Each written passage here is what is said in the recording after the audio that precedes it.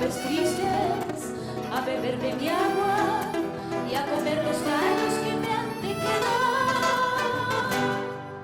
Esas golondrinas trocarán su canto, triste en alegría, luz de oscuridad.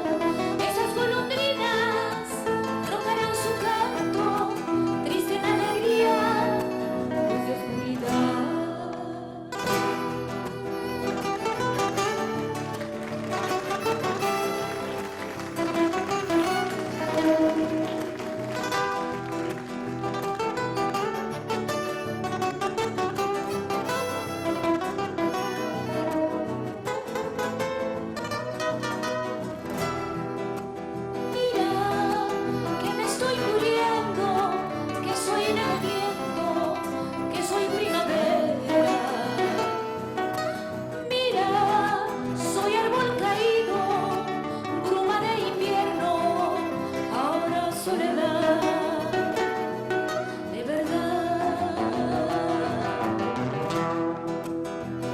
Aves tristes